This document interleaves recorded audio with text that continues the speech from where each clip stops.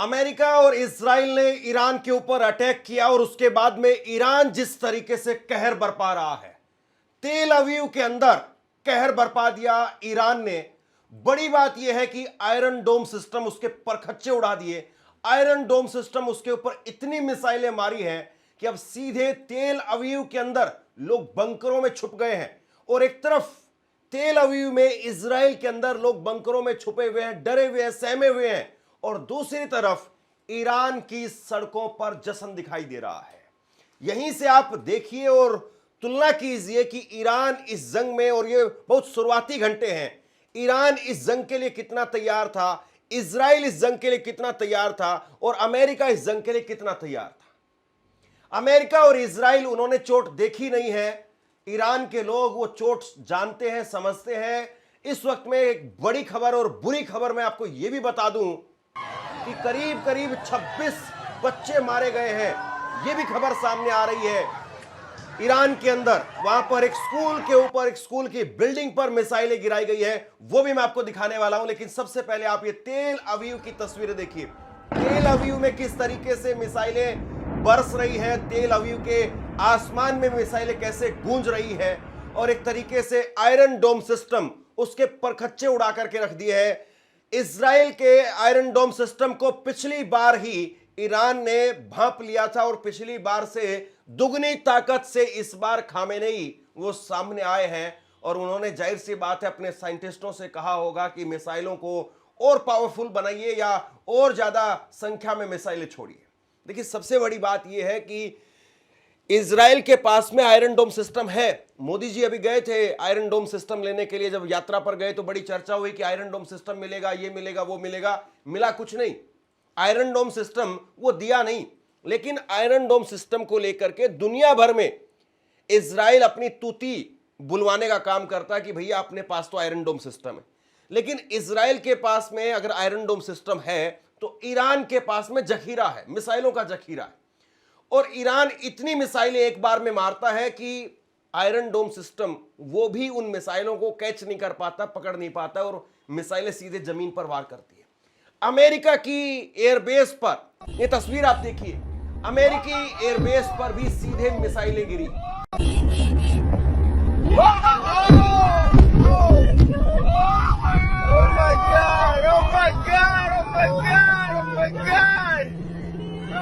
और इन तस्वीरों को जरा आप बार बार देखिए, जिस तरीके से मिसाइल गिरी है उसके बाद में परखच्चे उड़ गए, जमीन एक तरीके से वहां पर फट गई, और मिसाइल सीधे तौर पर अमेरिकी एयरबेस पर जाकर के गिरी है। मैं सबसे पहले इस वक्त में आपको अपडेट दे देता हूं, तकरीबन 8 जगह पर, 8 अलग अलग देशों पर इस वक्त में ईरान कहर बरपा रहा है।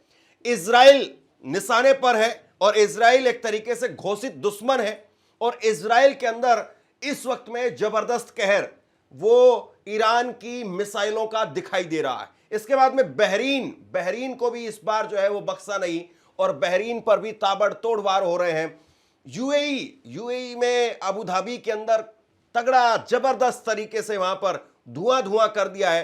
हालांकि यूएई की तरफ से कहा गया है कि भैया ये जो हमला हुआ है वो अमेरिकी एयरबेस पर नहीं बल्कि हमारे देश में हुआ है। एक आदमी की जान भी गई है, यूएई की तरफ से कहा गया है, और यूएई के रक्षा मंत्री वो ये भी कह रहे हैं कि हम पलटवार करेंगे। लेकिन ईरान ने एक तरीके से पूरे मिडिल ईस्ट को बता दिया कि भैया हमारे ऊपर अगर हमला होगा तो खामोश तुम भी नहीं बैठे रहोगे, ये बता दिया एक तरीके से। इसके बाद में कतर में अल उदैद एयरबेस पर सबसे बड़ा, दुनिया के अंदर आप ये कहिए या फिर कम से कम मिडिल ईस्ट में सबसे बड़ा एयरबेस है अमेरिका का, मिडिल ईस्ट का, और वहां पर अल उदैद एयरबेस पर कतर के अंदर ईरान ने मिसाइलें दागी हैं। इसके बाद में सऊदी अरब बख्शने के मूड में नहीं है ईरान, सऊदी अरब वहां पर भी हमला हुआ है। जॉर्डन में कई एयरबेस वहां पर भी मिसाइलें दागी गई है, कुवैत में भी मिसाइलें वो भी पड़ी हैं, और उसके बाद में इराक के अंदर, इराक ये माना जा रहा था कि इराक में पहले नहीं होंगे, लेकिन इराक में भी अमेरिकी एयरबेस वहां पर भी है, और बड़ी संख्या में अमेरिकी वहां पर डिप्लॉय है, और वहां पर भी अब इराक के अंदर भी मिसाइलें बरस रही है। यानी एक तरीके से आप ये कहिए कि आयतुल्लाह अली खामेनेई वो ये कह रहे हैं कि हमने मिडिल ईस्ट को जंग में नहीं झोंका है, बल्कि ये जंग में झोंकने का काम अमेरिका ने किया। ईरान पहले से तैयारी करके बैठा हुआ था, पूरी तैयारी थी। ईरान को पता था कि जो ये बातचीत का जो ये सारा ड्रामा किया जा रहा है, ये ड्रामा है, सिर्फ ये ढोंग है, ये कुछ भी नहीं है। और बातचीत के नाम पर अमेरिका फिर से वही चाकू घोंपने का काम करेगा, वही छुरी घोंपने का काम करेगा पीठ में, और वही काम यहां पर हुआ। अमेरिका ने सिर्फ यही कहा है कि हमने प्रिवेंटिव अटैक किया है, यानी हमारे ऊपर हमला होने वाला था, हमारे लोगों पर हमला होने वाला था, हमने हमला कर दिया। अरे आप दुनिया में सबसे ताकतवर मुल्क हैं, आप कितना और ताकत हासिल करना चाहते हैं? दुनिया भर में आपने एक तरीके से कहीं टैरिफ के नाम पर, कहीं जंग के नाम पर, कुछ भी, कहीं आप किसी राष्ट्रपति को उठा ले जाते हैं, वेनेजुएला से मादुरो को उठा ले जाते हैं। आप अमेरिका को किस तरीके से आए थे, आप जो है वो ये कहने के लिए कि साहब हम दुनिया भर में वॉर जो है वो उसको खत्म करेंगे, शांति स्थापित करेंगे। और इसी बीच में मैं आपको दिखा देता हूं एक, आप ये ट्वीट देखिए, बाकायदा जो है वो डोनाल्ड ट्रंप को उनके पुराने जो है वो कर्तव्य याद दिलाए जा रहे हैं। डोनाल्ड ट्रंप को बताया जा रहा है कि साहब आप खुद क्या करते थे। डोनाल्ड ट्रंप का ये ट्वीट आप देखिए, 30 नवंबर 2011 का ट्वीट है, और 30 नवंबर 2011 को डोनाल्ड ट्रंप कहते हैं कि अगर बराक ओबामा वो चुन करके आते हैं तो ईरान के साथ में युद्ध स्टार्ट हो जाएगा। आप दुनिया को ज्ञान दे रहे थे, तमाम नेताओं को ज्ञान दे रहे थे, और खुद क्या कर रहे हैं? इसीलिए अब ईरान ने साफ तौर पर बता दिया कि भैया हमने जंग नहीं शुरू की है, हमने आपको जंग में नहीं झोंका है, और इस बार लिमिटेड एयर स्ट्राइक भी नहीं होंगी, फुल फ्लैश जंग हो रही है। और इसमें कोई रेड लाइन नहीं है, कहीं ऐसा नहीं होगा कि कोई हमारा दोस्त है उसको हम छोड़ देंगे। ये अगर आप अमेरिका के साथ हो तो फिर आप और अमेरिका में हम कोई फर्क नहीं समझते। ये खामेनेई का मैसेज है, और इसीलिए चाहे वो कुवैत हो, जॉर्डन हो, ओमान हो, हर जगह पर अमेरिका के एयरबेस जहां पर भी है, हर जगह पर इस वक्त में ईरान की मिसाइलें वो बरस रही हैं। दुनिया भर से इसको लेकर के इस वक्त में जो है वो अपील निकल करके सामने आ रही है। रूस खुले तौर पर ईरान के साथ में खड़ा हो गया है। चाइना पीछे से बैकस्पोर्ट कर रहा है, और चाइना ने जितने हथियार भेजने थे वो पहले चाइना भेज चुका है। वो तकरीबन खबरें लगातार छन छन करके बीच बीच में आती रही, और एक तरीके से आप ये कहिए कि ईरान इस वक्त में जो 56 इंच की छाती दिखा रहा है वो इसीलिए है क्योंकि उसको पता है कि उसके पास में कितना बड़ा जखीरा है। इसीलिए उसने एक तरीके से आप ये कहिए कि पूरी वॉर को जो है खोल दिया है। पूरे मिडिल ईस्ट के अंदर जो है वो इस वक्त में कोहराम मचा हुआ है। और सबसे बड़ी बात यह है कि ईरान वो इस बात को भी जानता है कि भैया अगर हम पर और ज्यादा हमला किया गया, या लगातार अमेरिका जिस तरीके से हमला कर रहा है, अगर हमारे लोगों को, नागरिकों को निशाना बनाया गया, तो इसके बाद में हम स्टेट ऑफ हुर्मुज को बंद कर देंगे। स्टेट ऑफ हुर्मुज को बंद करने का मतलब यह है कि दुनिया भर का 20% ऑयल वो कट हो जाएगा। और दुनिया भर का केवल 20% ऑयल इसमें कट आप मत देखिए, इसमें आप ये भी देखिए कि जितने मिडिल ईस्ट के देश हैं उनका भी एक तरीके से रोजी रोटी उसके ऊपर ताला पड़ जाएगा।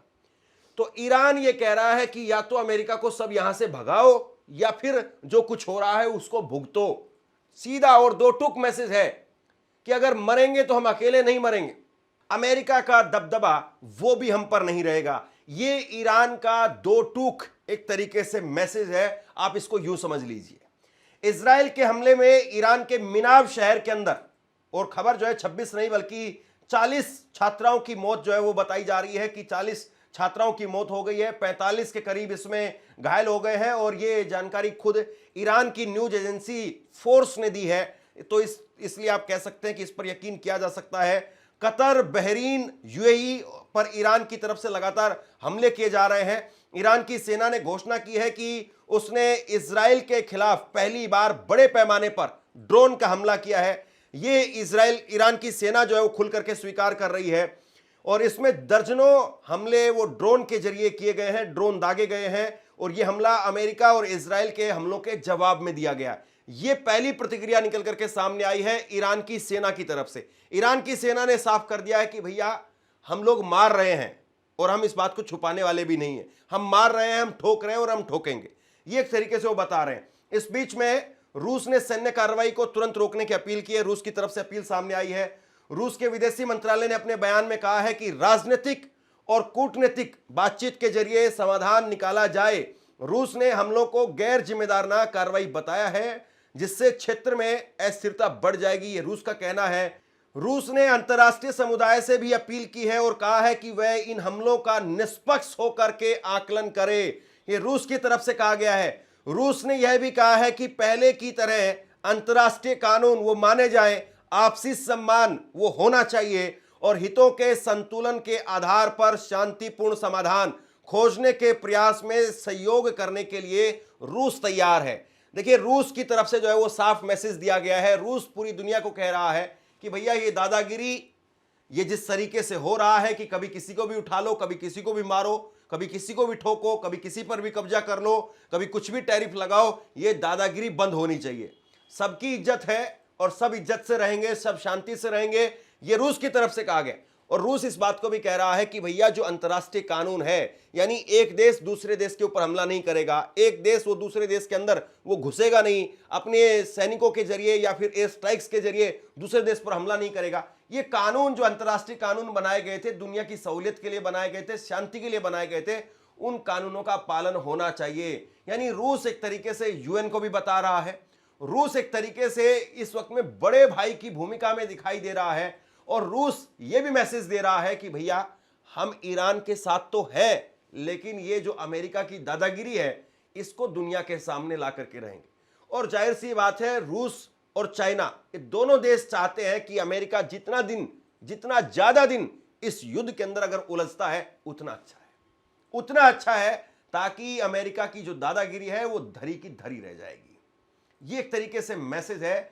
और ईरान लगातार वो अमेरिका के सैन्य ठिकानों पर हमले कर रहा है ताकि अमेरिका की कमर तोड़ी जा सके, अमेरिका का गुरूर वो तोड़ा जा सके। और दुनिया भर में ये तस्वीरें जो है वो छपेंगी, दुनिया भर के इतिहास में दर्ज होंगी कि डोनाल्ड ट्रंप के समय में कैसे जो है वो अमेरिकी एयरबेस जो काफी लंबे वक्त से जो है वो लगातार अमेरिका ने पैसे खर्च कर करके वो स्थापित करने का काम किया, लेकिन डोनाल्ड ट्रंप ने कुछ घंटों के अंदर कितना भारी जो है वो नुकसान पहुंचाया। ये सारी चीजें निकल करके सामने आ रही है। इजराइल में लोगों के इकट्ठा होने पर रोक लगा दी गई है। इजराइल एक तरीके से आप ये कहिए कि अफरा तफरी का माहौल इस वक्त में इजराइल के अंदर है। लोग डरे हुए हैं, सहमे हुए हैं और इजराइल की सरकार कह रही है कि भैया बंकरों में छुप जाओ। और सबसे बड़ी बात मैं आपको ये बता दूं, भारत के अंदर, या आप यूं कहिए कि जैसे दिल्ली जैसे शहर है, बॉम्बे जैसे शहर है, वहां पर जितनी आपको ग्रोसरी की दुकानें, किराना की जो दुकान है वो मिलती है, जैसे आप फ्लैट से नीचे उतरेंगे आपको एक दूध की दुकान, किराना की दुकान मिल जाएगी, उसी तरीके से इजराइल के अंदर आपको बंकर मिलेंगे। बंकर, आप अपने घर से नीचे उतरिए, बंकर में घुस जाइए, क्योंकि इजराइल, उसको पता है उसने दुनिया में क्या किया और दुनिया में मोसाद वो किस तरीके से करती है और वो गजा के अंदर क्या कर रहा है, फिलिस्तीन में क्या कर रहा है, पूरी दुनिया उस बात को भी जानती है और इजराइल खुद भी इस बात को जानता है।